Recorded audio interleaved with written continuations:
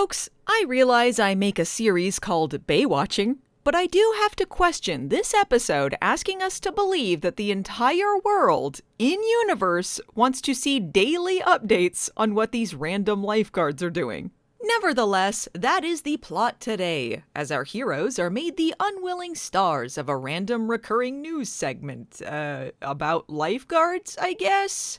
Everyone knows you don't watch for the surf report, you don't watch for the traffic report, you watch for the lifeguard report.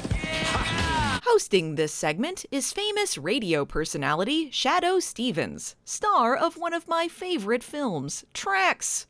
Why?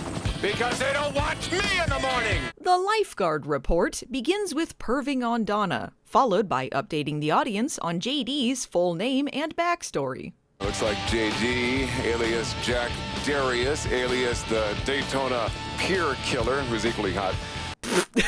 Okay, not sure why he felt the need to bring this up during this lighthearted morning news segment, or why he mentioned it in the same sentence he rates JD's hotness in.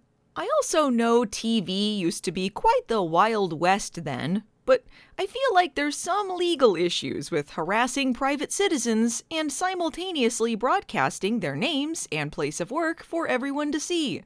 But get ready for this, folks. Amazingly, Taylor has something to do. Prepare to be wowed as we witness her biggest contribution to the show, waving a rescue can angrily by a railing for a solid minute of screen time.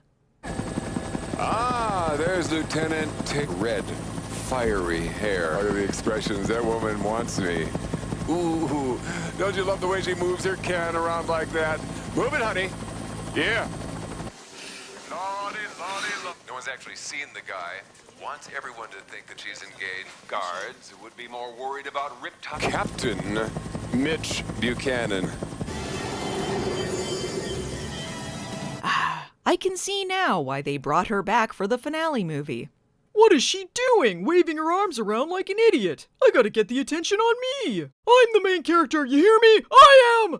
When Shadoe Stevens leaves to cover a car wreck nearby, Taylor is under the impression that she has somehow frightened him off with her ridiculous waving. She is taking a stand! This guy is trashing their reputations and, apparently, sending his ratings through the roof by doing so.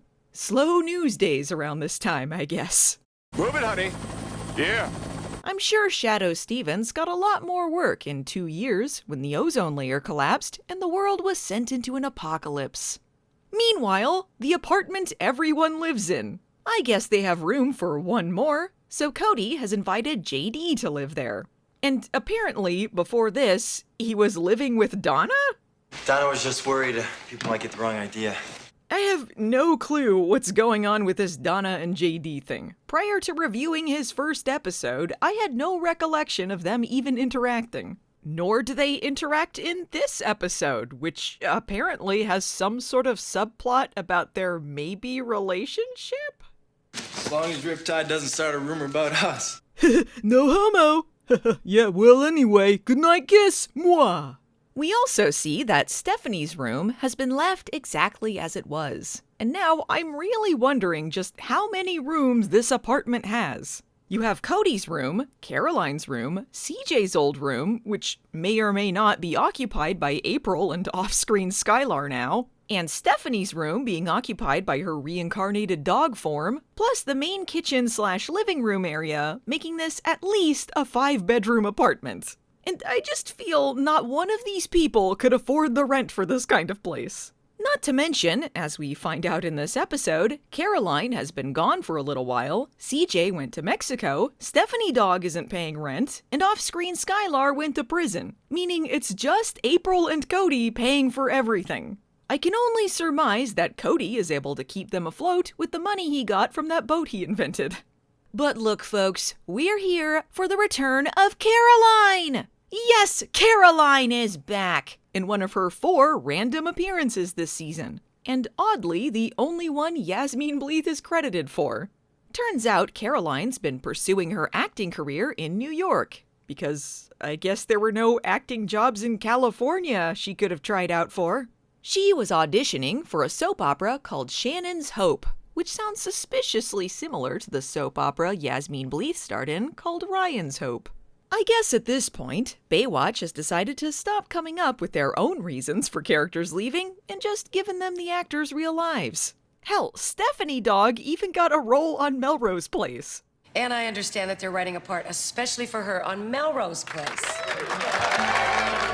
Anyway, while Caroline's away, JD can use her room. And I'm sure nothing comical will happen as a consequence. Hey everyone, I'm here! I know it's late, so I'll just sneak in very quietly! Time to get into my underwear for bed! Caroline, what are you doing here? What am I doing here? What is he doing here? Underwear buddy hug!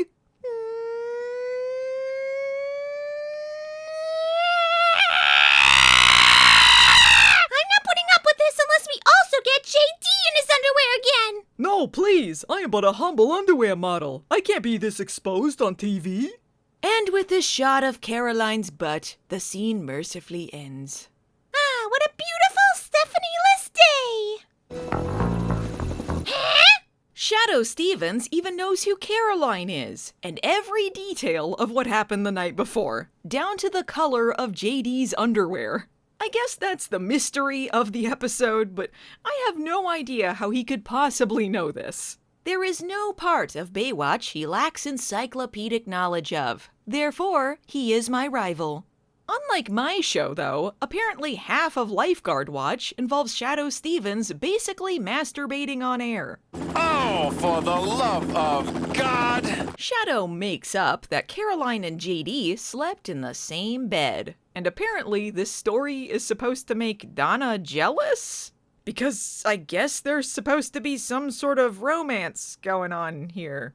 Well, don't worry, I'm totally secure. As long as JD doesn't find out I did bikini contests, we're fine. Didn't you do a Playboy spread? Yeah, but not in a bikini. Hi, I'm Caroline Holden. Lonnie McKenzie, I've heard so much about you. Caroline told me you two were an item. Oh yeah, here's Donna jealous. Is it true? Did you and JD sleep in the same bed last night? Whoa, I'm so upset. The Baywatch crew has come to the conclusion that someone is a spy. How else could Shadoe Stevens be getting all of his information? Who from that apartment last night could have— JD did it! I hate that guy! The only thing I feed him is rat poison, okay? Well, I guess that clears things up. JD is no snitch, but he would gladly commit murder. How do you like that old diaper I left you? I can't pick it up. I'm just a dog now. Shut up, Stephanie! Caroline is super bored with this tower assignment. And speaking of bored, Mitch shows up to complain about stupid captain's duties. Yes, our lives really suck now. Well, see ya! We'll see who sucks when I become a famous soap star! You'll be back! You'll never see me again! When Shadoe Stevens flies too close to a rescue scene, Mitch has no choice but to become a cool rescue guy again. Let's see, that makes it, 4 episodes since he became captain, and they're already giving up on having him just do captain stuff.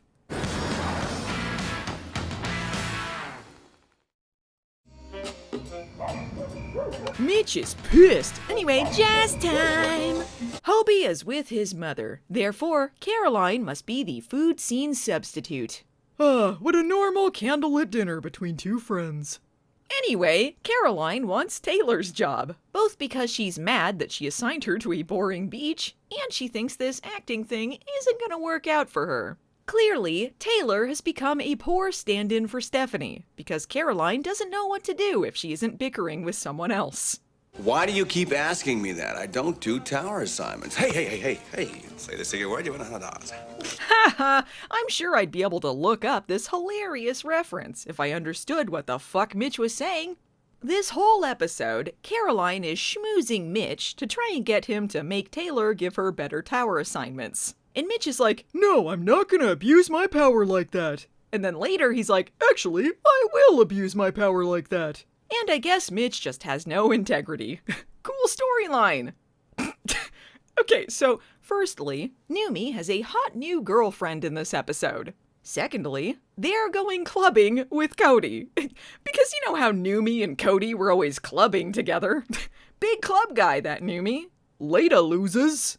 Apparently, JD falls asleep reading Caroline's audition script because he found a random episode of this made-up soap opera extremely compelling. It's like we're reading about our own lives. I met an Italian heiress the other day. This script is so realistic. I like the way you broke it down. These are daring choices. I'm not entirely sure how JD is getting what daring acting choices Caroline made during this audition by simply reading the script, but Caroline is not immune to flattery. Would you say I did it better than Stephanie would have? Having never met her before in my life? Yes. Oh no, my heart is broken. Oh, look, a butterfly. La la la la la la. Newmie clubbing scene. Newmie clubbing scene. Yes. Now get off my dance floor and don't come back unless you think you can keep up with Kyla. Okay, I've been kinda down on the constant Carmen Electra dance scenes this season, but I'll forgive this one because it gave us Newmie clubbing. Also, yes, she has a dancing alter ego named Kyla. It's kind of embarrassing. That's funny. Sheriff Cody, Master Detective. Pretty cool, huh, folks?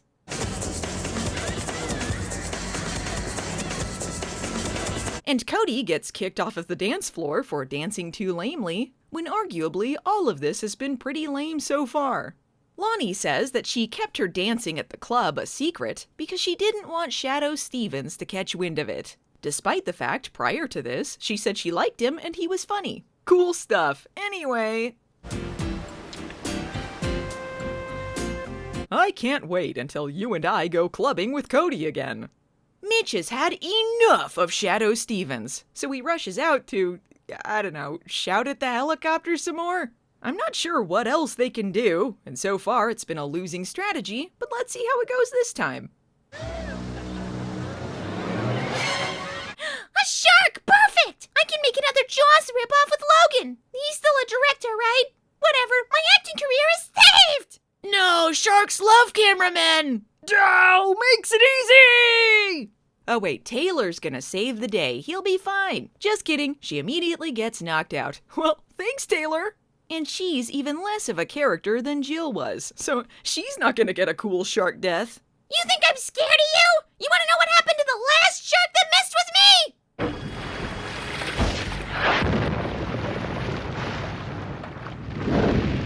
And I helped. No, you didn't!